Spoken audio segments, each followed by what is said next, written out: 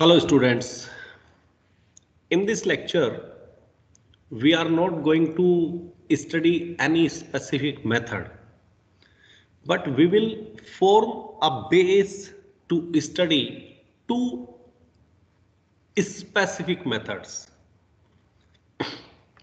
So what we are going to study here? Solution of linear equations using Rowe-Acklin form. This is the topic. Clear? But the solution of linear equations using Rowe-Acklin form we will study next lecture. Here we are going to study the Rowe-Acklin form. Clear? So if you see in this we will study two methods. One is the Gauss elimination method, method number 1, and method number 2 is Gauss-Jordan method. Both methods are same. Both methods are starting at same point. Up to this point both methods are same here. Clear? Here Gauss elimination method finished. So up to this point both methods are same. Now little more efforts we need. One more step and you will reach to Gauss-Jordan method. This is. So these two methods are 90% same. Only one more step you need to do and you will reach to Gauss-Jordan method. This is the method. Clear? So here we will have 1, 2, 3 or 4. Maybe 3 or 4 step to reach Gauss elimination method and then one more step to reach Gauss-Jordan method. But to find the solution using these two methods, we need to study Rowe-Acklin form. Now question comes, what is Rowe-Acklin form? So a matrix, Rowe-Acklin form means a matrix is said to be. Rowe-Acklin form is a specific form of a matrix. Clear? So a matrix is said to be in Rowe-Acklin form if it satisfies the following three properties. Now there are three conditions. If any matrix satisfying these three conditions, then we call the matrix is in Rowe-Acklin form. What is three properties? Okay, let's start with property number 1. The first non-zero, please listen, non-zero entry in each row. We are talking about each row. We are not talking about a row. We are talking about if there are two rows, to each row, 3 rows, so each row out of the 3 row must be 1. The first non-zero entry should be 1 and this non-zero entry is called leading coefficient. Please remember. So every row must have a leading coefficient 1. For example, if I write a matrix here, if I am writing here 2, this is wrong because it is a non-zero entry, so it should be 1. Now after this, what I am writing does not matter. This entry should be 1. If I am writing 0 here, I am writing 0 here. If I am writing here non-zero entry, it should be 1. Clear? This should be 1. If I am writing say here 0, if I want to write here, so the first non-zero entry should be 1. 0, 0, 0. If I am writing here, so 1. So you can see this is 1. Here this is 0 entry. This is 0 entry. This is non-zero entry. Non-zero entry means it should be 1. This is 0 entry. This is non-zero entry. Non-zero entry should be 1. Whatever writing after 1 is not the problem. This is no issue. Issue is only here. The first entry should be 1 everywhere. 0, 0, 0. Non-zero, so it should be 1. So this is the first property. Property 1 says then in each row, how many rows? 1, 2, 3, 4. There are 4 rows. So in each row, the first entry should be 1. Clear? This is property number 1. Now we'll move to property number 2. Property number 2 says a row consists of all zeros. If there are all 0 entry, means 0, 0, 0, 0, 0, all 0 entry in a row, then a row is called a 0 row. Please listen. If there are all zero entry in a row, then row is called a zero row, like a zero matrix. Clear? So, zero matrix means all entries are zero. Zero row means only entries in a row are zero. Or zero column means all entries of the columns are zero. This is. So, if there exists any zero row, it must be at the bottom. It must be at the bottom, or in other words you can say it should be the last row. Clear? For example, you will understand it here. If I am writing 1 2 3 4 0 1 2 6 0 0 0 0 0 0 1 2. If I am writing this matrix, then this matrix is wrong. Why this is wrong? You can see there is one zero row here. Zero row means where all the entries are zero. So this should not be the third row. This is first row, second row, third row, fourth row. This should not be the third row. What is saying? It should be at the bottom or should be the last row. So it must come here. So we need to change this matrix into another form. Clear? Like 1, 2, 3, 4, 0, 1, 2, 6. No change here. Now you need to replace it here. 0, 0, 1, 2. And all the entries with 0 should be the last row. This should be the last row. That is the condition. Clear? So this is about property number 2.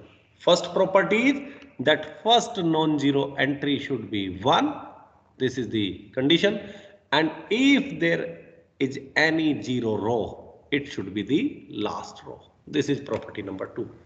Now we'll move to property number 3. What is property number 3 says? In any two successive rows means continuous, like R1, R2, R2, R3, R1, R2, R2, R3, R3, R4. It cannot be R1, R3. No, because R2 is in between. So two continuous, R1, R2, R2, R3, or R3, R4, like this one, R4, R5. So what is saying? In any two successive rows that do not consist entirely of zero, means we are talking about any two rows where all entries are not zero. That means what we are talking? We are talking about, let us say 1, 2, 3, 4 and say, let us say 0, 1, 3, 6. If we are talking about this one, these are the two successive rows, R1 and R2. This is R1 and R2. We are talking about two successive rows where all entries are not zero, that do not consist entirely of zeros. All entries are not zero. Clear? Then the leading coefficient 1 in the lower row. Lower row means R2. Leading coefficient 1 in the lower row R2 appeared to be right. Means if I am talking like this one, this is right side and this is the left side. So what is saying? In the lower row, 1 should start right to the one of higher row. Means here 1 cannot start. Please remember, this position 1 cannot start. He is saying in the lower row, 1 should start right side. Means here it should start. Clear? In other words, I want to say is, if I will take a big matrix, if 1 is here, please remember, all the downside entry should be 0. This is the first and foremost condition. 1 downside entry should be 0. Whatever is here, no need to worry. Clear? Now, if here is 0, by chance here is 0, so here must be 0. Clear? Now let us say you are getting 1 here. 1 means downside entry should be 0. What is here? No issue. Now, if here is 1, here is 1, here will be 0. And by chance, here no one, here is 0. So definitely this will be 0. This is Rowe-Acklin form. Please remember. And what others we may have? Like this one. If we have 1 here, then we may have 0, 0. If we have now 2 minus 1, if we have 1 here, it is 0. But if 0 is here, here will be 0. If 1 here, so 1 is 0.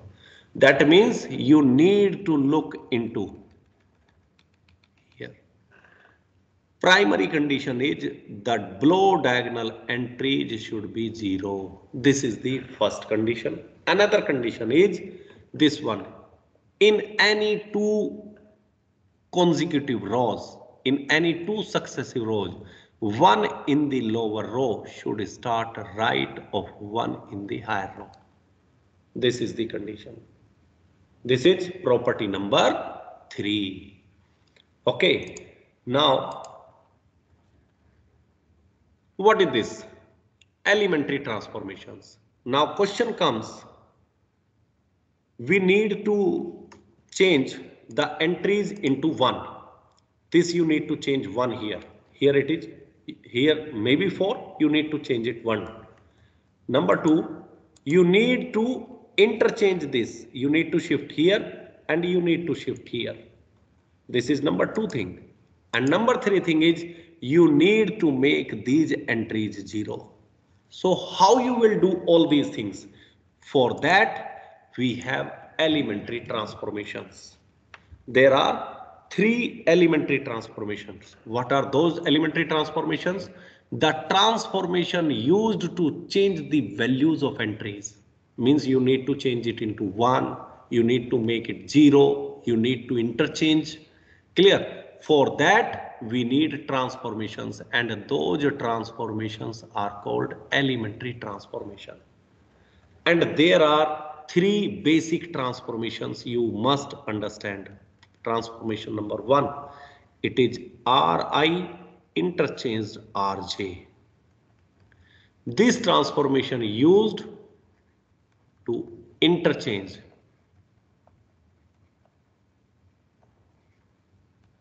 two rows. This transformation used to interchange two rows. For example, if A equals to 1, 2, 3 and 5, 6, 7, 2, 1, 9, if this is the matrix, clear? And you want to interchange, you want to bring it here and you want to bring it there. What is this? This is R2. Clear? So what transformation we will use? R2 interchanged by R3. This is. And how we will do it? It is A equals to, it will be 1, 2, 3. Clear? Now 219 is second row and 5, 6, 7 is third row. Clear? So the first transformation that is used to interchange two rows is Ri interchanged by Rj. Clear? Whatever rows you want to change right here, R1, R3, R2, R3. Clear? Whatever you want to, R1, R3, R1, R2, whatever you want to do, you can write here. Okay? Now, property number 2. What is property number 2? Property number 2 is Ri replaced by Bri. Means, what is B here? B here is scalar. You want to multiply any particular row of a given matrix by a number. Clear? Number may be 1, number may be not 1, number may be 4, number may be 5, number may be -5, number may be 1 upon 2, number may be 1 upon 6, anything. Because scalar, for example, A equals to 2, 4, 8, 3, 6, 1, 2 minus 1 0. If this is the matrix, what is the first condition? That this entry should be equal to 1. This is the first condition. First entry should be 1. So what I will do? R1 will be doing R1 divide 2. R1 replaced by R1 divide 2. This you can say means how you will read? R1 replaced by R1 divide 2. This is the transformation. Clear? Now do it. R1 by 2. R1 by 2 meaning is you need to divide each entry by 2. 2 by 2, 4 by 2, 8 by 2. And there will be no change on the third row. That is 1, 2, 4, 3, 6, 1, 2, minus 1, 0. So what was our target? Our target was to change this entry into 1. Yes, we change it into 1 class.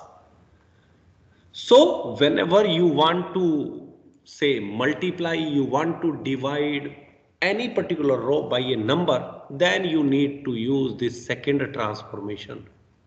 Clear? It is used to multiply or divide row by any scalar. This is the second property. And now the third one property is little difficult.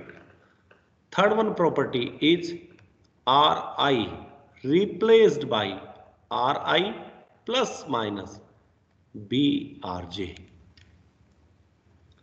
Clear? This property or transformation is used to make any entry 0. This transformation is used to make any entry 0 with the help of other row class. What does this mean? This means is if you have 1, 2, 3, 4, 5, 6, 5 to 9. If this is clear, now you need to make this entry 0. We need to change this number 4 into 0. So how to do it? Where it is? It is in R2. So R2 interchanged by R2. Same, Ri. R2 interchanged by R2. Now, wherever 1 is written, we will take the help from the row. Here 1 is written, so we will take help from R1. Now you need to check their sign. If plus numbers are there, we will write minus here. If plus minus or minus plus are there, we will write plus there. Now you need to find the multiplier because we need to make this entry 0. So when we can make 0? If here is also 4. Here is also 4. How it will be 4? It will be 4 if we'll multiply this row by 4. So it will be minus 4 R1. So R2 tends to R2 replaced by R2 minus 4 R1. This is the actual transformation we are going to use. And what answer we will get? Now please see. Because the transformation we are using on R2, so R1 and R3 will remain same. There is nothing change here. Now R2. What is R2? 4, 5, 6. Minus 4 R1. Minus 4 multiply. Minus 4. Minus 8. Minus 12. Now 4 minus 4, 0. 5 minus 8, minus 3. 6 minus 12, minus 6. This is. So what was our target? Our target was to make this 0.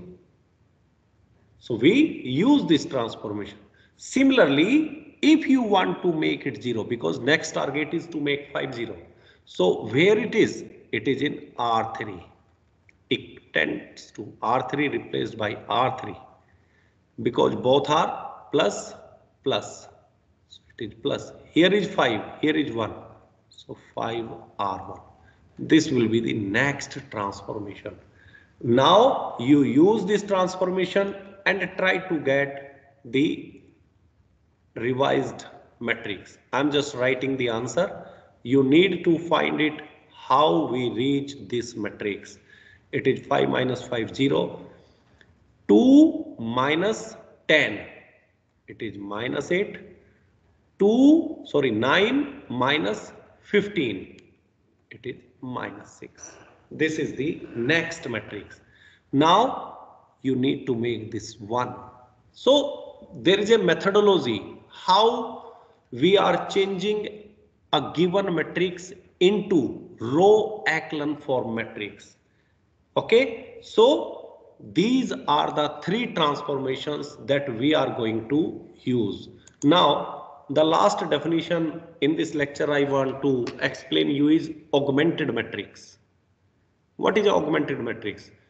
In the set of equations Ax is equal to B, clear? The set of clubbing of A and B is called the augmented matrix.